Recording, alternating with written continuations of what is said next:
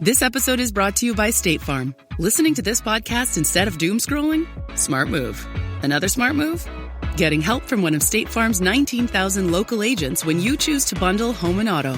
Bundling, just another way to save with the Personal Price Plan. Prices are based on rating plans that vary by state. Coverage options are selected by the customer. Availability, amount of discounts and savings, and eligibility vary by state. And we're live from the living room as Doug eyes up the matchday spread. He's reaching for the Buffalo wing. Perfect!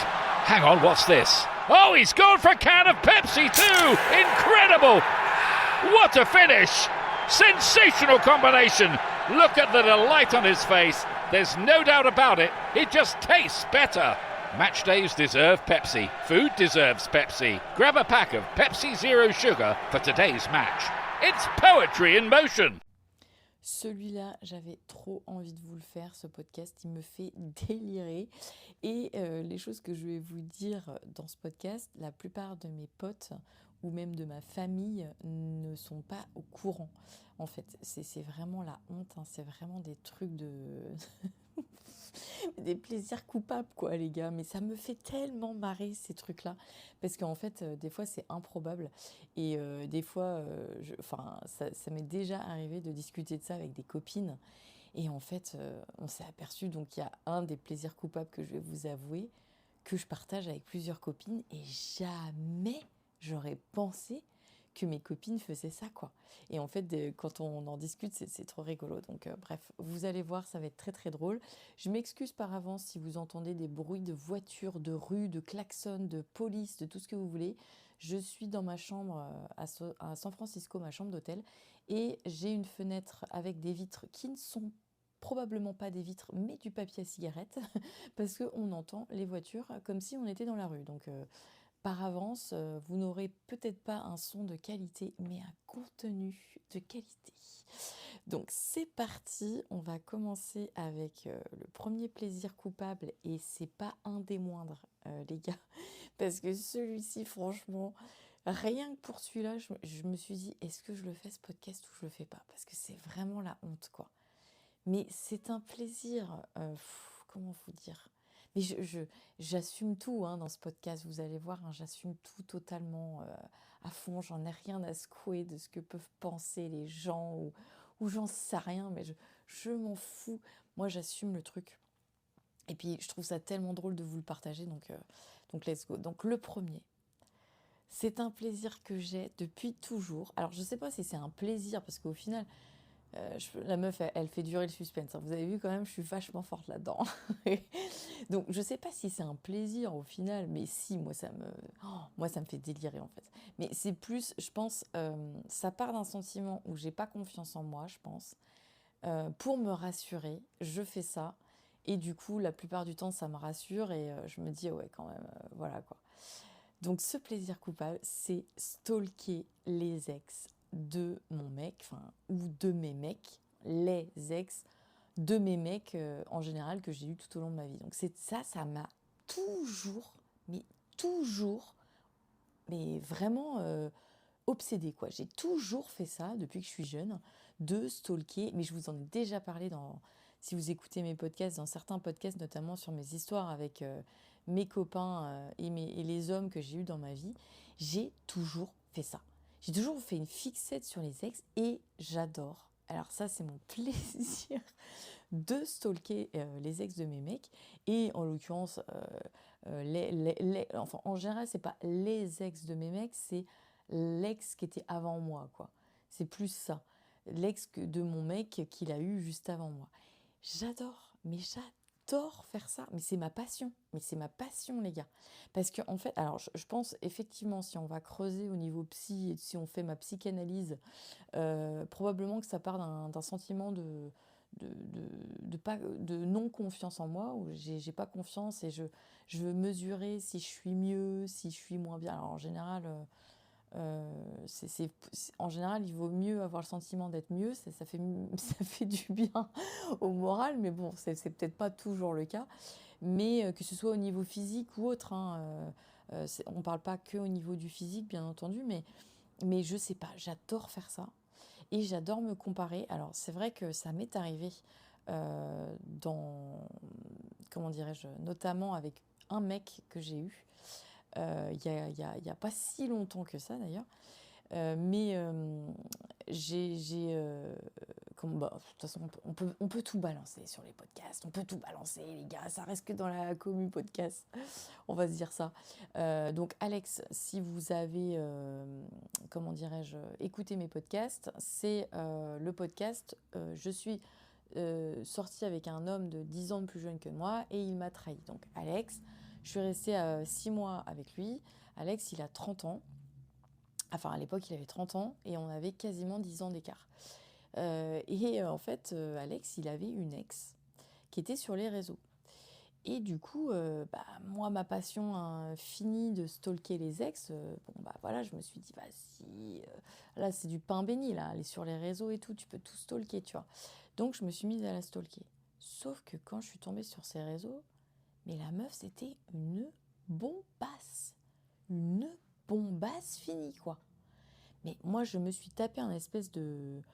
Bon, je suis pas dégueulasse comme meuf, quand même. Enfin, faut savoir s'envoyer des fleurs de temps en temps. Je trouve que je suis pas trop mal. Voilà, je casse pas trois pattes à un canard non plus, mais je suis pas moche. Moi, je me trouve jolie quand je me regarde dans la glace. Je suis quand même une jolie femme, on va dire. On va dire ça. Mais là, c'était une bombe, quoi. Et là, je me suis dit, mais je me suis tapé un espèce de complexe et tout, mais à tel point que ça m'avait travaillé pendant plusieurs semaines, quoi. Et je lui en avais parlé, Alex. Il m'avait dit non, mais... Alors, il n'avait pas voulu me dire trop la vérité au départ. Je ne sais pas pourquoi. Il m'avait dit non, mais te fie pas aux photos, te fie pas trop aux photos. Alors, elle faisait pas que des photos, en plus, elle faisait des vidéos. Alors, c'est vrai que, vous allez me voir venir là, c'est vrai que sur les vidéos, elle n'était pas trop pareil que sur les photos, quoi. Mais bon, moi, je me disais, voilà, c'est la lumière, tu vois, machin. Mais sur les photos, alors les vidéos, elle était jolie, mais je veux dire, bon, ça faisait pas pareil que sur les photos.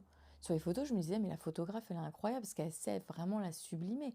Elle était extraordinairement magnifique. Puis en plus, c'était une modèle, une mannequin, une ancienne mannequin, oui. Enfin, modèle photo, pas mannequin, modèle photo. Et du coup, elle savait poser. Donc, elle posait très bien, quoi. Elle était magnifique. Donc, moi, je me disais, putain. Alors moi, il m'avait dit, Alex, que elle était moitié con, elle lui avait fait la misère, machin. Donc je me disais, bon, elle est belle, mais elle est con, tu vois. J'essayais de me rattraper, putain, sur ça, tu vois, parce que là, je pouvais pas dire que j'étais mieux qu'elle physiquement, hein, c'était pas possible. Hein.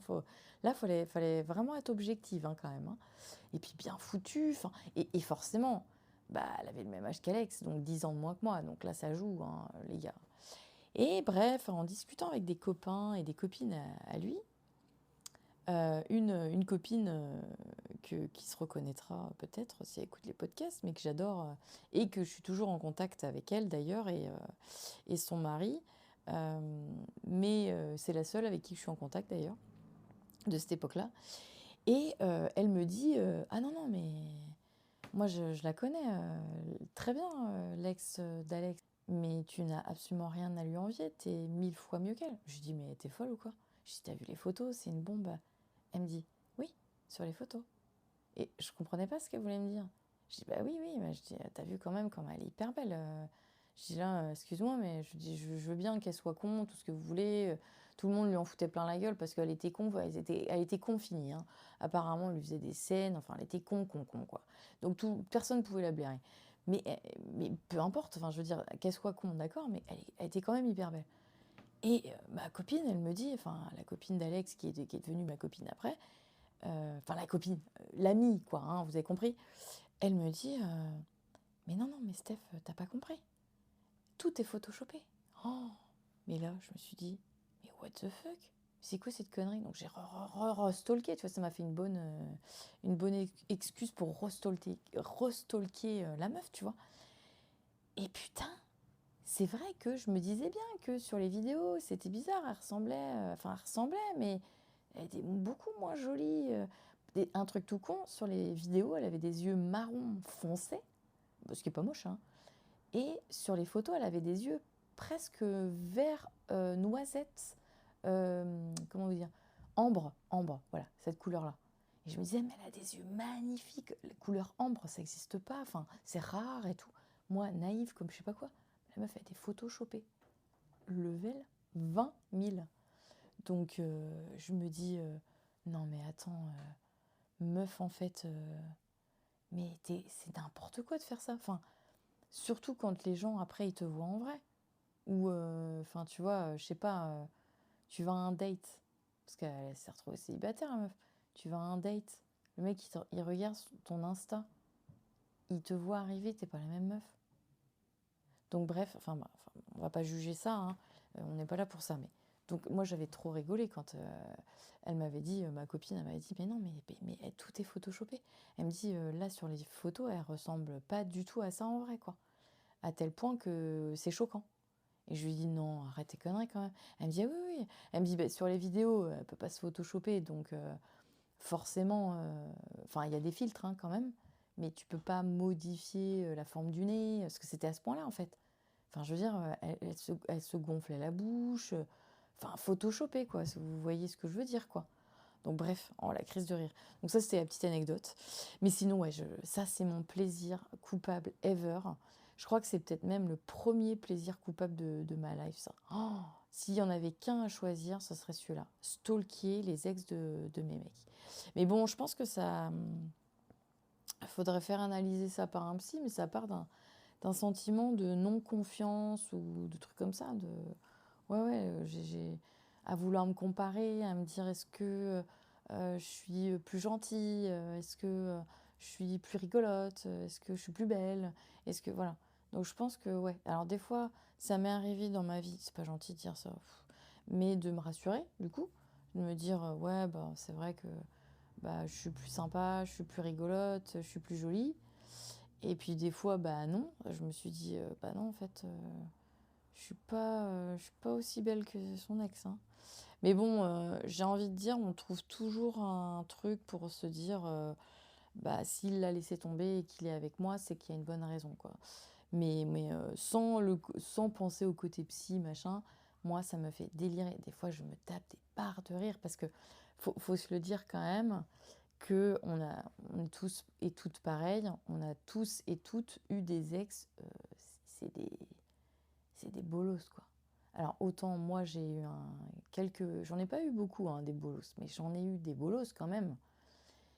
Et bah, mon chéri ou mes anciens mecs ont eu aussi des ex, c'était des championnes du monde, hein. Alors, je pense que ça, c'est le petit plaisir encore plus, la petite cerise sur le gâteau, c'est quand l'ex, elle est gravos ou elle est teubée, ou, oh,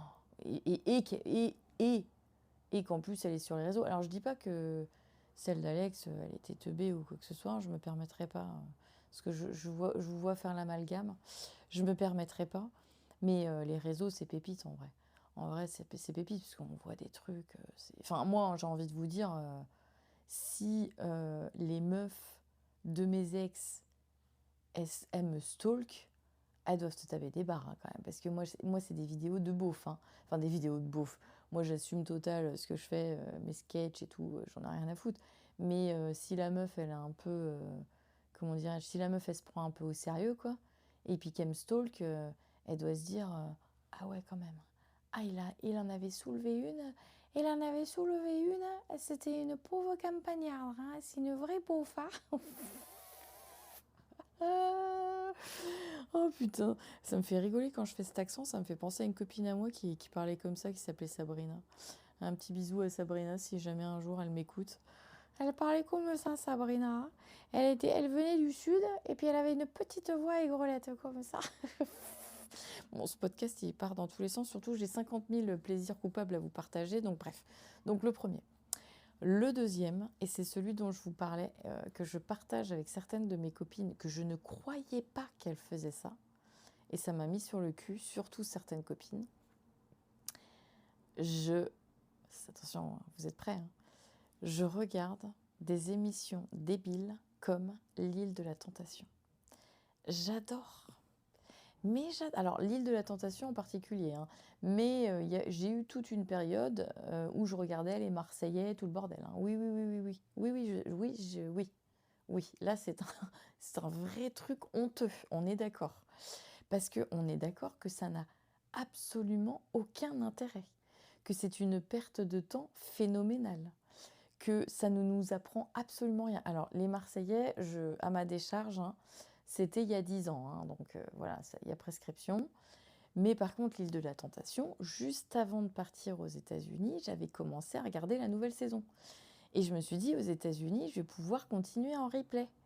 Ben non, parce que quand j'ai mis M6 sur mon truc de téléphone, là, ça m'a mis, vous n'êtes pas dans un pays où on peut diffuser, il n'y a pas les droits, quoi. On ne peut pas diffuser l'île de la Tentation aux États-Unis. Français. Putain. Mais j'étais dégoûtée, les gars. J'étais dégoûtée parce que j'avais commencé à regarder, c'était fameux. Alors ça, c'est un plaisir coupable. Je ne sais pas pourquoi j'aime bien ça. Je ne sais pas. Surtout l'île de la Tentation. Alors moi, ça me fait rire parce que j'ai jamais rien compris à ce truc-là. Je ne comprends pas à quel moment tu es en couple avec quelqu'un, tu vas faire ça. Parce que, qu'on se le dise, n'importe quel couple, même sain, tu vas t'enfermer dans une île paradisiaque avec, qu'on se le dise, hein, de l'alcool, H24. Ils sont pétés H24, hein, les gars, qu'on se le dise. Hein. Et probablement pas que de l'alcool, mais bon, bref. Des mecs pour les femmes et des nanas pour les hommes, hyper beaux gosses. Hyper beaux gosses. T'as rien à faire d'autre que de faire bronzette, de te bourrer la gueule et de faire des pauvres excursions en tête à tête avec ton crush, là, celui que t'as trouvé le plus beau ou la plus belle, ce qui fait que t'apprends à la connaître et potentiellement, bah, forcément, il peut se passer des trucs, quoi. Et en plus, on te balance des images qui sont coupées, montées, parce que moi je sais très bien hein, comment ça marche le montage, les gars, c'est mon boulot tous les jours. Coupé, monté, tu peux faire dire ce que tu veux à des images pour attiser le feu. Mais comment veux-tu qu'un couple dure ou fonctionne ou échappe à ça? C'est pas possible. C'est pas possible. Et bah, alors, le pire du pire, c'est que moi, je regarde depuis hyper longtemps en plus. Hein. Je crois que le premier Île de la Tentation, je l'ai regardé. Et j'en ai peut-être pas loupé beaucoup. Je ne dirais pas que j'en ai pas loupé un seul parce que je mentirais, mais je pense que j'en ai pas loupé beaucoup de saisons. Et je me rappelle que dans les premiers, c'était quand même plus sain. Hein. Dans les premiers, il y avait des couples qui, quand même, ils étaient sincères. On avait l'impression que c'était sincère, quoi. Ils essayaient de se tester. Moi, je me rappelle, il y avait même un couple où le mec, il était trop malheureux. Il était resté dans sa chambre tout le long du truc. Et au bout d'un moment, il avait demandé une confrontation avec sa meuf. Et sa meuf, elle avait rien fait. Elle était super mignonne aussi. Et il avait demandé en mariage et tout. Enfin bref. Donc eux, bon, voilà, eux, hein, c'est l'exception qui confirme la règle. Je pense que c'est les seuls. Mais maintenant, là, les nouvelles saisons, c'est n'importe quoi. On dirait que c'est des faux couples déjà. Alors je pense, hein, je pense.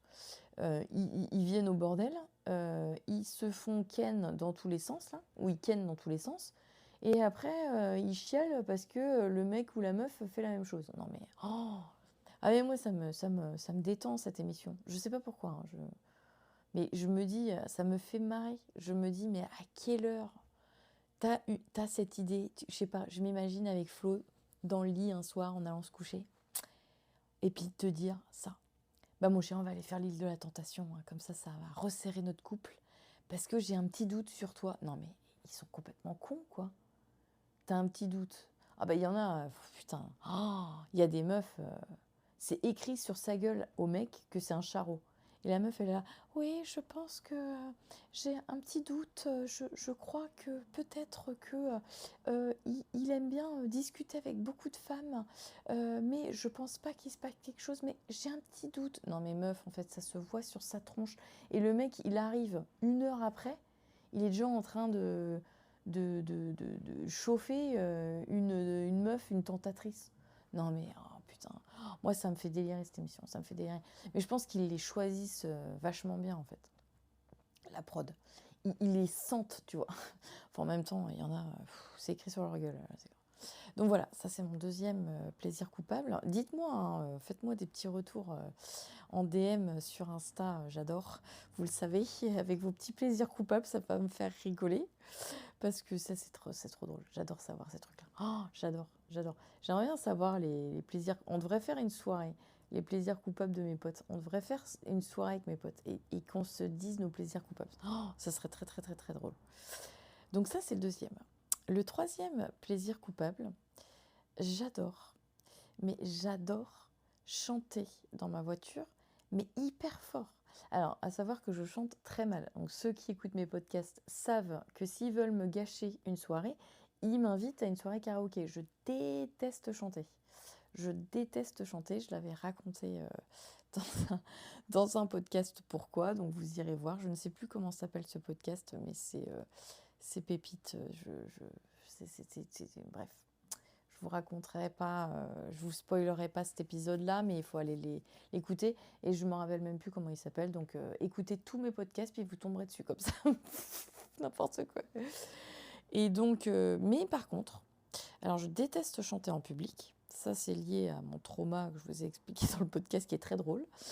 Mais dans ma voiture, j'adore. Mais j'adore. Je kiffe. Et je me sens pupissée. Je suis Beyoncé dans ma bagnole. J'adore. Alors par contre, je peux avoir un passager, il n'y a plus personne. Hein. Je ne suis pas capable de chanter avec un passager. Mais alors quand je suis toute seule, je me tape que des trajets comme ça. Et là, aux États-Unis, j'ai beaucoup conduit dans les déserts parce que c'est beaucoup de routes, jusqu'à 7 heures de route parfois. Ah ben là, ça chantait, hein. Ah, mais je faisais les 7 heures de route, j'avais plus de voix à la fin, ça gueulait dans la bagnole. Mais ça, j'ai envie de vous dire, ça c'est un petit peu moins croustillant que les deux premiers, je dirais, quand même. Mais c'est un petit plaisir coupable quand même, tu vois. Un autre plaisir coupable que j'ai, et je l'assume totalement, et vous allez me dire, mais what? En fait, ça va pas du tout avec ton mode de vie. Exactement. C'est pour ça que j'y vais pas souvent. J'adore, mais alors, j'ai une passion pour ça, de manger au McDo. Je suis une fana de McDonald's. J'y ai travaillé pendant 3 ans quand j'étais jeune. Je mangeais tous les jours au McDo quand j'étais jeune. Ça ne m'a jamais dégoûtée. J'étais la plus heureuse. Je suis fan du McDo depuis que je suis enfant.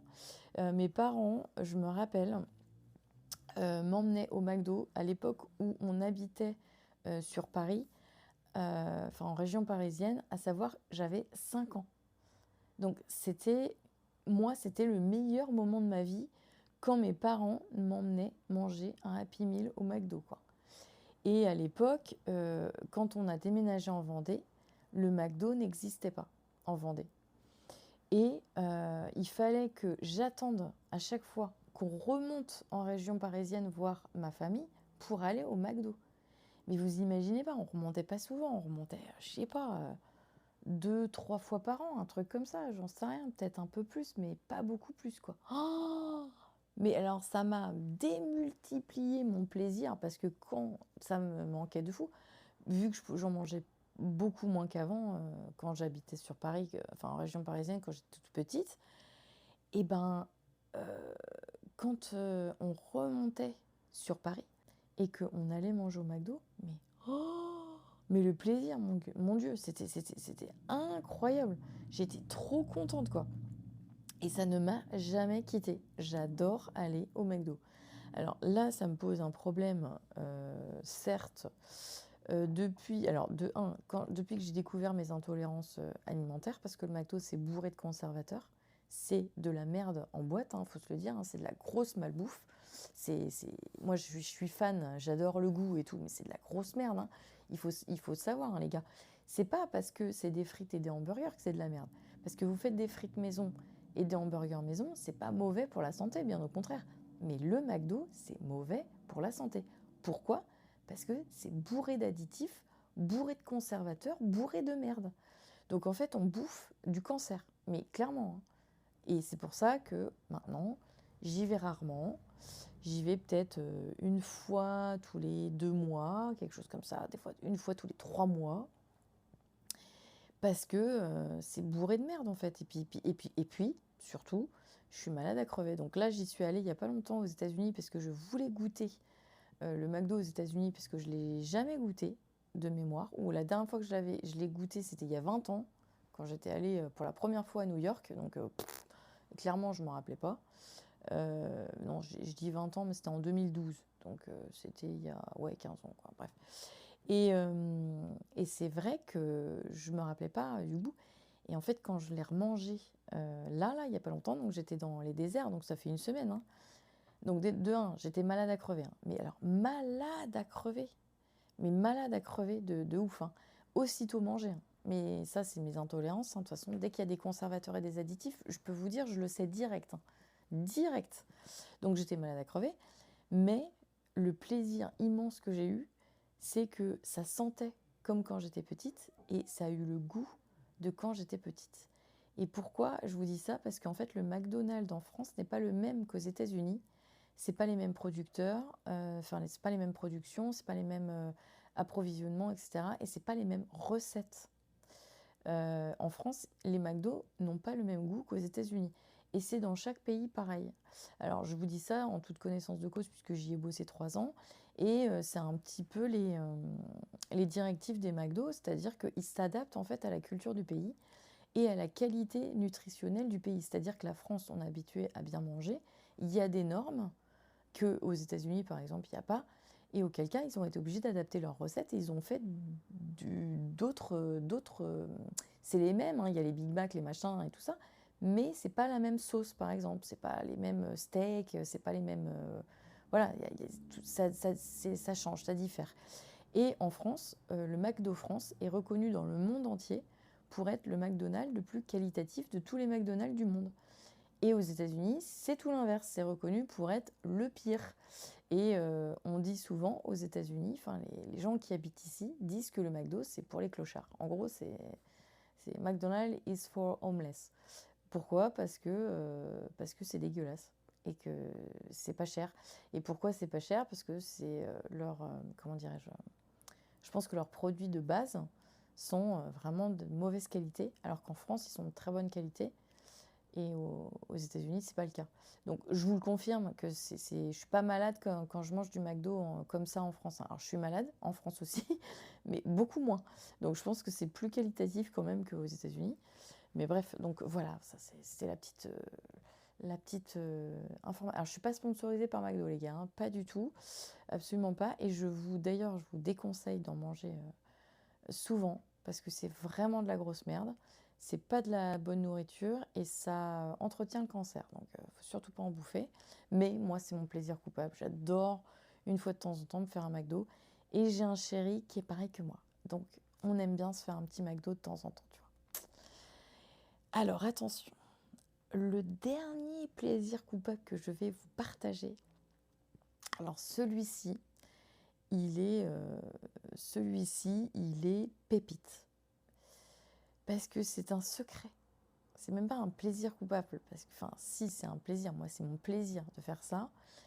Mais c'est un secret. Je pense, encore une fois, que la plupart de mes copains et amis ne savent pas que je fais ça. Ils ne le savent pas. Et d'ailleurs, pendant que je fais ce podcast, je l'ai dans les mains, ce plaisir coupable. La meuf, elle fait durer le suspense, c'est n'importe quoi. Ça me fait marrer de faire ça.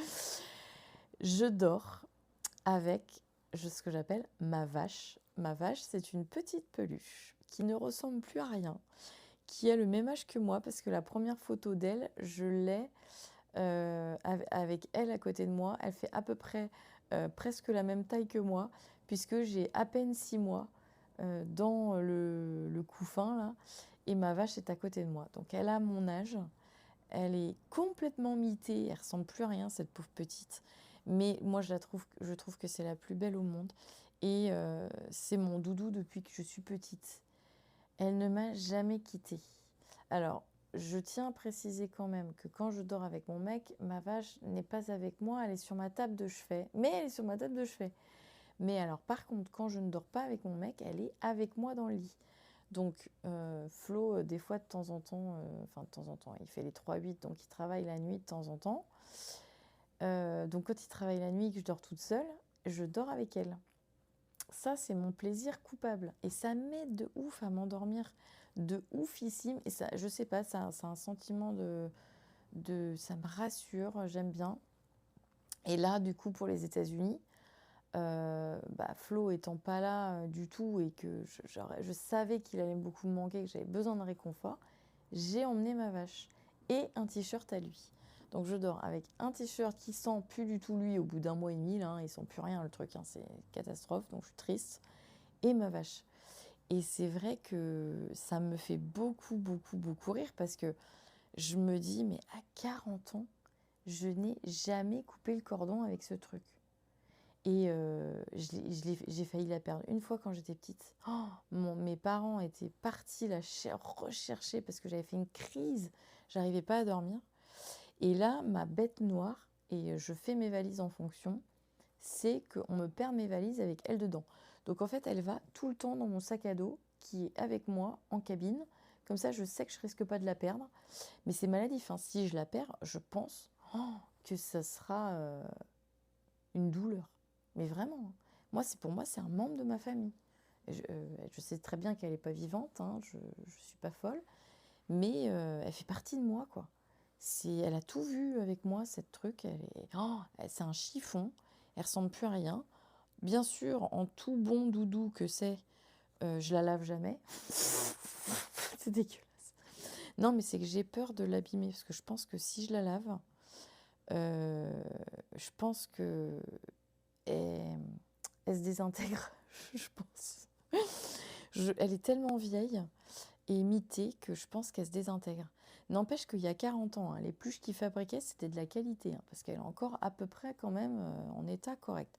Bon, elle a plus d'oreilles, elle a les oreilles qui partent en lambeaux, elle a plus de cornes, bref. Et elle a un petit nom.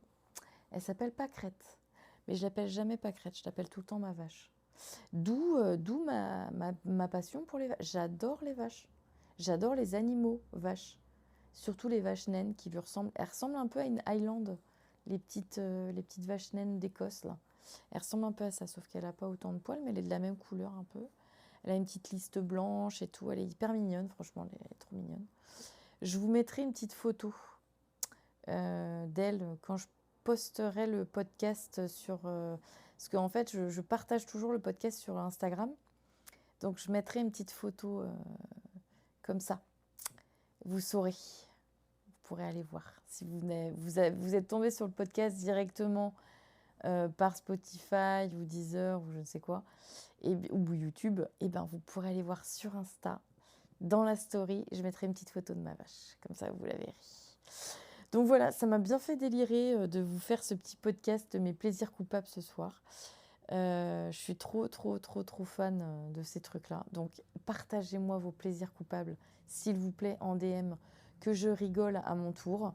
Il n'y a pas de raison. Hein. Moi, je vous confie des trucs, vous me confiez des trucs. Hein, sinon, c'est pas drôle. Hein. Donc voilà, et puis nous, on se retrouve comme d'hab, hein, tous les mardis et tous les vendredis à 22h. Salut!